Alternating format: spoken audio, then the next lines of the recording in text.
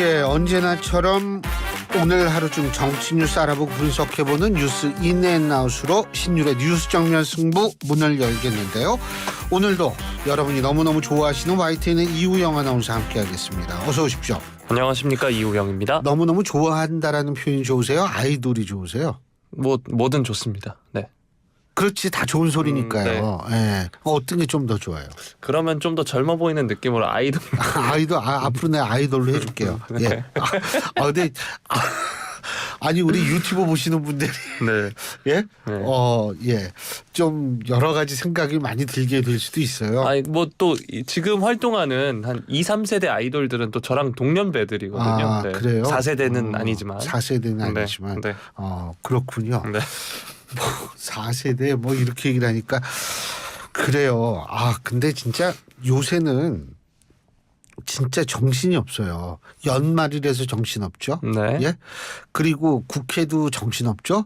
정당도 정신없죠. 정신이 없으니까 사람이 일찍 피곤해지는 것 같아요. 네. 예. 그럼에도 오늘 굉장히 에너지가 넘치시는데요. 오프닝도 그러고. 제가 사실 네. 오늘 좀 바빠가지고 네. YTN 도착해서 지하 주차장에서 조금 차 속에서 자다 올라와서 그렇습니다. 네. 예. 그 지하 주차장이 또 그 꿀잠의 메카입니다. 그래요? 예. 많이 하시는구나. 그렇군요. 예. 물론 이제 혹시를 모르니까 꼭 문을 잠고. 그렇죠. 네. 예. 근데 진짜 요새 정신이 없는데 이렇게 정신 없는 이 연말 연시 크리스마스 때 뭐예요? 크리스마스 때 저는 글쎄요, 딱히 아직 스케줄은 없습니다. 네. 좀 외로우시구나. 그죠? 아마 제가 좋아하는 뮤지컬이 이번에 들어와서 아마 뮤지컬을 보러 가지 않을까 싶습니다. 예. 네. 뮤지컬 좋아해요? 네. 어떤 뮤지컬? 레미제라블 보러 갔습니다. 네. 예. 지금 또 굉장히 갑자기 생각해낸 거 아니에요? 아닙니다. 좀 유식해 보이려고? 아닙니다. 네. 그래요? 장발장 좋아합니다. 장발장. 네. 예. 레미제 요새 진짜 우리나라 뮤지컬 창작 뮤지컬도 네. 잘한 뭐 좋아해요? 창작 뮤지컬. 아니요, 그냥 그봐. 아니요. 억지로 이게 지금. 저 말할 수 있습니다. 이게 너무 의식의 흐름대로 대화하는 흐름이 너무 재밌어서 듣고 있었어요. 네. 저는 창작 뮤지컬 중엔 딜샤쿠라고 좋아합니다. 여러분 지금 느낌을 그냥 전해주셔도 좋습니다. 샵 0945 우물정 0945로 여러분의 지금의 느낌이나 이우영 아나운서의 그 가식적인 모습 뭐 이런 거에 대해서 가감 없이 그냥 표현하실 분은 샵 0945 우물정 0945로 짧은 문자 50원 긴 문자 100원입니다. 뭐 긴 문자 보내셔도 뭐 쓰실 말씀이 많으면은 그렇게 보내줘도 됩니다. 네. 예, 그리고 진짜로 여러분들이 방송 도중에 야 이거 인터뷰할 때 나 이거 좀 궁금한데 이거 물어봐 주십시오 해도 샵 0945로 딱 보내주시면 저희가 제가 대신해서 여러분 대신해서 인터뷰 이 대상한테 제가 물어보겠습니다. 네. 짧은 문자 50원 긴 문자 100원입니다. 네. 궁금하신 건 좋은데 저에게 악플은 삼가 아니에요. 그 악플이 무플보다 훨씬 나아요. 저는 무플이 좋습니다. 그래요? 원래 조용한 걸 좋아하시는구나. 그렇습니다. 예. 정치인들이 제일 싫어하는 게 무플이에요. 그렇죠. 무관심이죠. 예, 무관심. 그러니까 뭐 이런 거죠. 저 사람이 의원이야? 뭐 이런 경우 이 제일 무서워하는 거거든요. 네. 예, 오늘 선거구획정이 됐어요. 예, 모르시죠? 선거구획정 됐는지. 선거구획정 소식은 업데이트를 못했습니다. 못했죠. 네. 업데이트가 아니라 지금 알리는데 뭐가 업데이트예요? 네, 그렇죠. 그 말이죠. 네. 네. 자, 첫 번째 소식 업데이트라 하면 첫 번째 소식 네이버 살펴볼까요? 지식사전에 찾아보세요. 네. 뭐라고 나와 있나? 첫 번째 소식부터 한번 살펴볼까요? 아니요. 아니 그 얘기부터 분명히 해야지. 예? 예? 그 얘기부터 해야지. 예? 왜 넘어가려고 그래요? 그러니까 선거구 획정과 관련해서 이제 여야가 계속해서 이야기를 했던 건 알고 있지만 저희가 중요하게 다뤄야 될 국민의힘의 혁신위와 지도부 관련 이야기부터 다뤄야 되지 않을까 싶습니다. 좋은 대로 하세요. 예. 자, 만담은 여기서 마무리하고요. 첫 번째 소식부터 다뤄보도록 하겠습니다. 자, 총선을 앞두고 주류 희생을 둘러싼 국민의힘 김기현 지도부 혁신위원회 간 갈등이 계속되고 있습니다. 혁신위가 4일 최고위원회의 안건 상정이 불발된 지도부, 중진, 친윤 인사들의 총선 불출마 또는 험지 출마 혁신안을 오는 7일 최고위에 올려달라고 다시 요청할 계획이라고 하는데요. 혁신위는 이제 같은 날 회의를 열고 대응책과 향후 활동 방향도 논의하기로 했습니다. 혁신의 향후 행보를 두고는 조기 해산 또 당 비대위 구성 요구 등 다양한 시나리오가 거론이 되고 있는 상황인데요. 물론 혁신위 내부에서도 의견이 엇갈리고 있다고 합니다. 혁신위가 조기 해산, 비대위 전환 요구 등의 카드를 실제로 꺼내 든다면 혁신위와 지도부가 정면 충돌 양상을 띠게 될 것으로도 보이고요. 이 경우 김기현 대표를 비롯한 현 지도부가 상당한 정치적 부담을 안게 될 것이다. 이런 관측이 나오고 있습니다.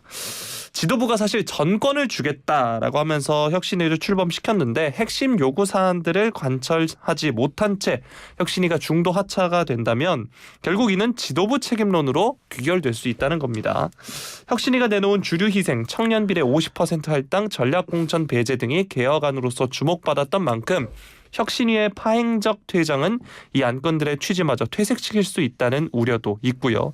이에 따라서 지도부의 양보가 필요하다 이런 목소리도 나오고 있습니다. 강승규 전 대통령실 시민사회 수석이 오늘 SBS 라디오에 나와서 혁신위원장이 혁신을 주장하는 톤이 국민들 목소리에 더 가까이 있다고 보는 게 상식적이지 않겠나라고 이렇게 본다라고 말을 했고요. 이 같은 갈등이 어떤 형태로 마무리되느냐가 총선 전 여당의 진로에 영향을 미칠 것으로 예상되는 상황에서 선택의 키를 쥔 김기현 대표의 의중에 관심이 쏠리고 있는 상황입니다. 지금 김기현 대표와 임 위원장 간의 만남이 지금 검토 중이다 이런 소식도 있고요. 한편 혁신위가 총선 스케줄과 개개인의 상황을 고려하지 않고 무리한 희생 요구를 하고 있다 이런 비판도 있는 상황이어서 김 대표가 혁신의 향후 대응과 관계없이 마이웨이를 계속 걸을 것이다 이런 관측도 나오고 있는 상황입니다. 자, 지금 뭐 비대위설에 대해서도 이야기가 나오고 있는데 당 핵심 관계자는 현재로선 검토 대상이 전혀 아니다라고 선을 그었다고 하는데요. 일단 다가오는 목요일 7일입니다. 국민의힘 최고위와 혁신위가 동시에 열리는 날인데 최근 인 위원장이 공관위원장으로 추천해달라는 요구도 지도부에 했는데 이제 지도부에서 반응을 하지 않고 있죠. 이런 흐름 속에서 뭐 비대위 요구 혹은 뭐 전환 이야기도 나오고 있는 상황입니다. 어떻게 전망하시나요? 일단은 갑자기 목이 메이네. 갈등을 얘기하려니까. 네. 일단은 선거는요 정당한테 맡겨야 합니다. 지금 국민의힘 국회의원들의 선수를 전부 합하면은 아마 최소한도 200번의 선거를 치렀다. 전부 누적된 걸 보면 이상의 선거를 치른 이런 사람들의 집단이 바로 정당이거든요. 그렇다면 지금 이 혁신위에서 뭐 여러 가지 국민의 눈높이 저도 거긴 동의는 하지만 거기에 있는 분들은 선거 경험이 있는 분이 딱 세 분밖에 안 계세요. 그렇기 때문에 제가 볼 때에는 좋은 아이디어고 다 좋지만 선거는 일단은 정당에 맡기는 자세를 저는 보여줘야 된다고 생각하고요. 두 번째는 뭐냐면 공천 문제 있죠. 예를 들면 청년 비례대표 50%를 청년에게 주자 뭐 이런 얘기 있지 않습니까? 이거 아주 좋은 아이디어예요. 네. 하지만 이러한 것들도 공관위에 사실을 넘겨야 된다라고 생각을 해요. 그리고 그러니까 지도부가 만일 여기에서 받아들이겠다 안 받아들이겠다라고 얘기를 한다면 어떤 면에 있어서는 공관위 나중에 꾸리는데 공관위 그럼 뭐냐라는 얘기를 들을 수도 있거든요. 그러니까 제가 볼 땐 지도부가 일단은 하여간 우리가 충분히 고려해보고 좋은 아이디어다라고 일단 받아들일 수 있다라는 제스처는 보일 필요가 있지만 당장 어떤 결론을 바란다는 것은 좀 무리가 있을 수 있고요.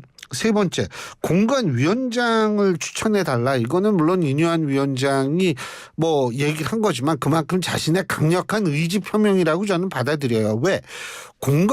역대 공관위원장 보면은요.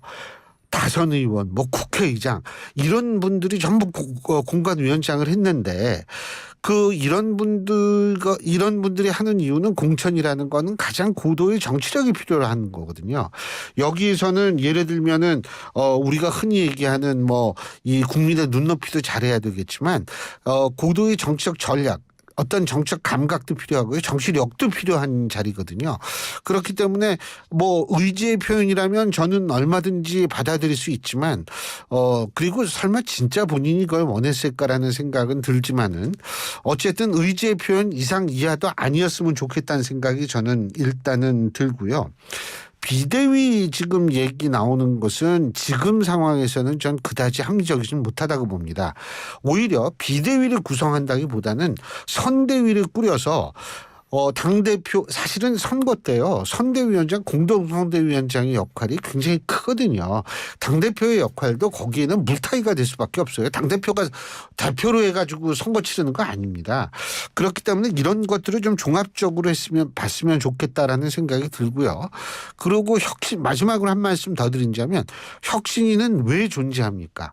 국민의힘 잘 되라고 존재하는 게 국민의힘 혁신이에요. 그런데 만일 이것이 파국으로 본다면 나의 얘기를 안 들어서 파국으로 본다면 혁신위의 존재 목적을 스스로 부정할 수도 있다라는 그런 생각을 좀 갖고 있거든요. 제가 볼 때 현명한 판단이 필요할 때라는 생각이 듭니다. 네. 자, 다음 소식 살펴보도록 하겠습니다. 이낙연 전 더불어민주당 오늘 MBC 라디오에 출연을 했는데요. 민주당 홈페이지에 당내 통합에 장애가 된다는 이유로 이낙연 전 대표 출당을 요청하는 내용의 청원이 올라온 데 대해서 질문이 있었습니다. 이에 대해서 이낙연 전 대표는 당에서 몰아내면 받아내야지 어떻게 하겠나 이렇게 말을 했는데요. 사회자가 또 혹시 몰아내주기를 바라나라는 이 질문에 바라기야 하겠나라고 하면서도 당원들이 그렇게 하고 당이 결정한다면 따라야 한다라고 하면서 이같이 답을 한 겁니다. 지난 3일에 게시된 이런 청원이 오늘 오전 기준으로는 13,000여 명이 동의를 했고요. 한 달 내에 5만 명 이상의 동의를 받으면 당은 공식 답변을 해야 합니다. 이 전 대표 지난달 28일 자신의 계파로 분류되는 인사들의 싱크탱크 포럼에 참석해서 이재명 대표의 리더십을 비판하는 등 당내 민주주의가 억압됐다라고 지적을 하고 신당 창당 가능성도 열어뒀는데요. 내년 총선 때 당에서 역할을 요청하면 수락할 것인가라고 묻자 내 역할이나 직책에는 관심 없고 국가를 위해 이 시기에 내가 할 수 있는 일이 무엇인지가 1번 관심사다라고 했습니다. 또 국가를 위한 역할도 당을 통해 할 수 있는 것 아닌가라는 질문에 요즘은 그렇게 생각하진 않는다라면서 재차 창당을 시사하는 듯한 발언을 내놓기도 했습니다. 또 문재인 정부에서 자신의 뒤를 이어서 국무총리를 지는 정세균, 김부겸 전 총리와의 정치적 연대설이 제기되는 데 대해서는 거기까지는 진척이 되지 않고 있다라고 하면서 현 상황에 매우 깊은 문제의식을 갖고 있다 말을 했는데요. 이낙연 전 대표 소식 저희가 최근 들어서도 계속 다뤄드렸는데 민주당을 향해서 쓴소리를 쏟아내고 있습니다. 어제도 말씀을 드렸죠. 이런 가운데 당 내에서 출당 청원이 등장한 상황인데요. 이 소식 뉴스인 부탁드리겠습니다. 그 당에서 몰아내면 받아야지 어떡하겠나라는 그 말 속에 들어있는 건 뭐냐면 이낙연 전 총리, 이낙연 전 대표는 정치 오래 하신 분이잖아요.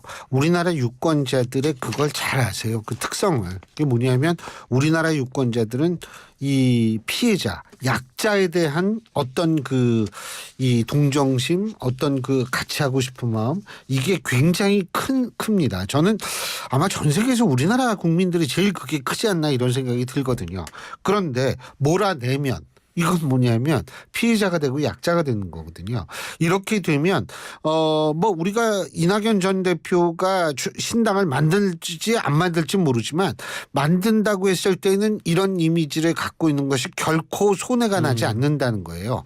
그렇기 때문에 제가 볼 때에는 글쎄요, 이 몰아내면 받아야지 어떠겠느냐 이 얘기는 울고 싶은데 뺨 때린다라는 표현이 맞는지는 모르겠어요. 이게 맞아요, 근데 이게 글쎄요. 네. 예. 네. 우리 제작진 신동진 PD님이 맞다고 말씀하시네.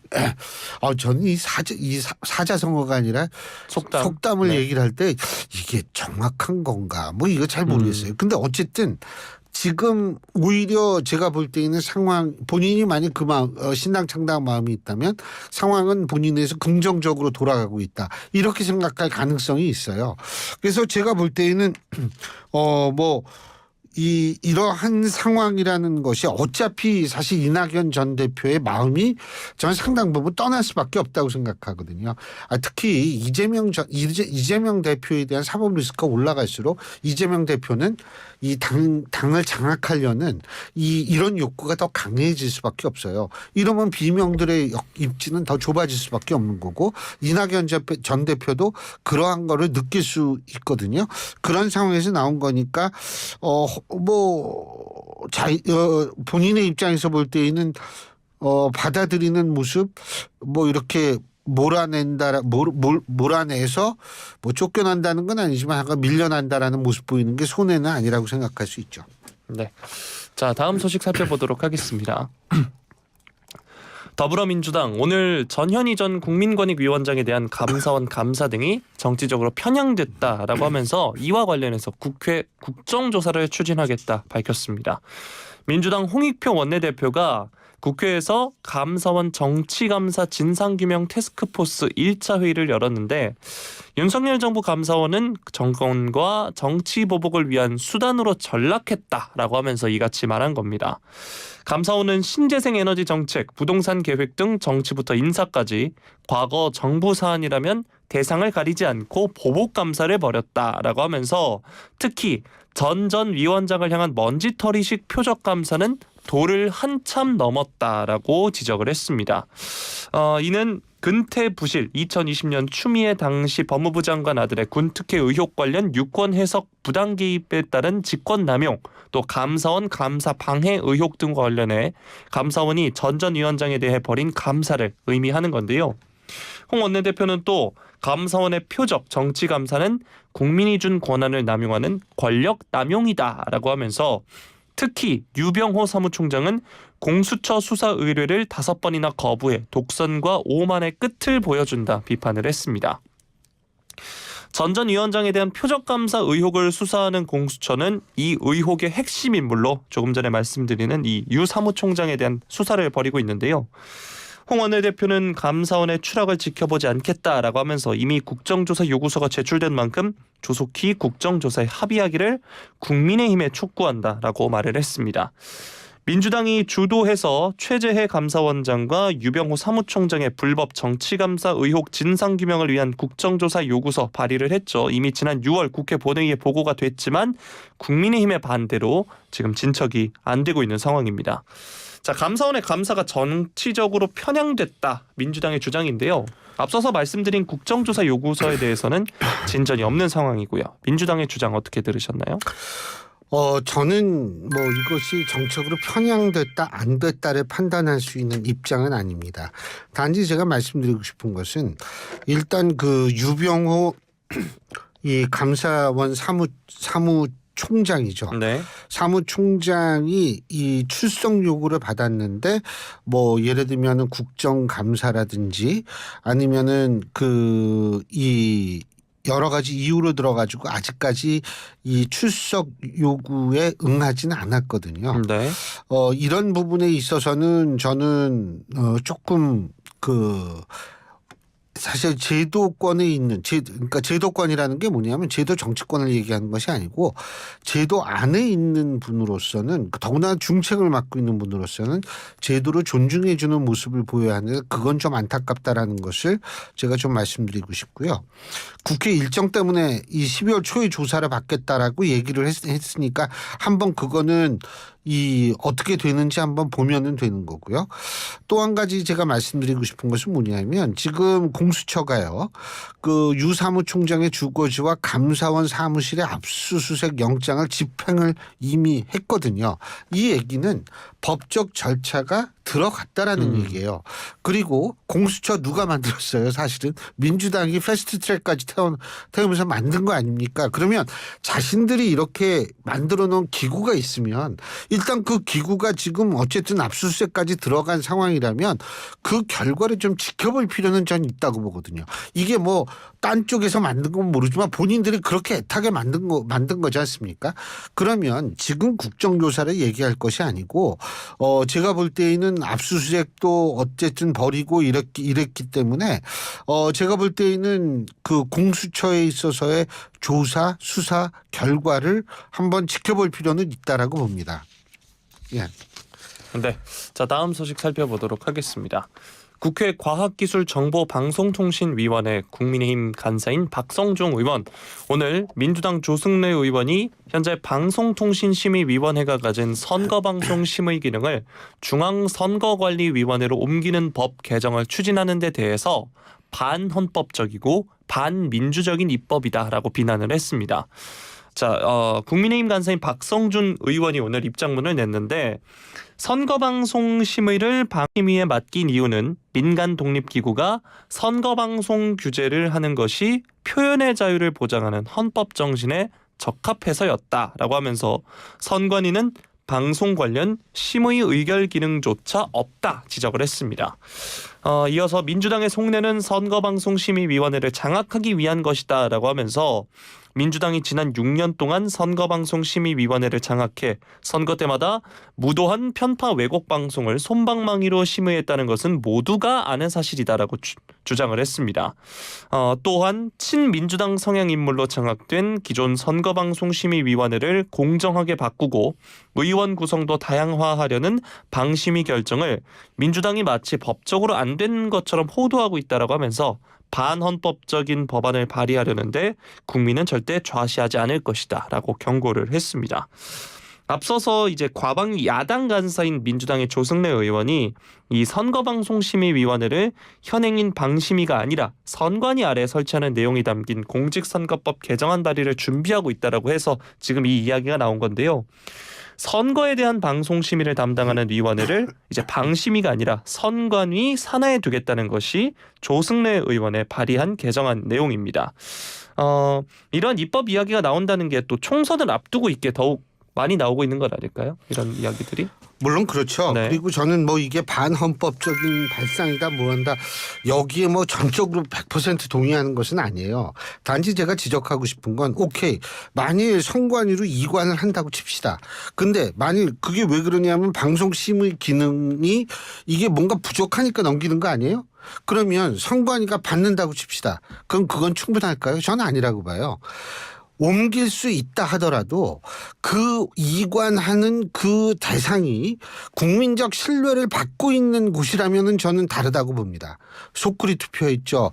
그다음에 물론 소수 일부에 하고 많은 선관위에 계신 분들은 굉장히 고생하고 있다는 건 제가 너무나 잘 알고 있지만 그 일부는 자기 친인척들 취직하는 데 있어서 그 불공정 논란을 야기시킨 경우가 있지 않습니까? 거기에다가 최근에는 그 국정원하고 이 연합으로 해가지고 이 선거관리 시스템과 해킹 여부했을 때 막 구멍이 숭숭 나 있잖아요.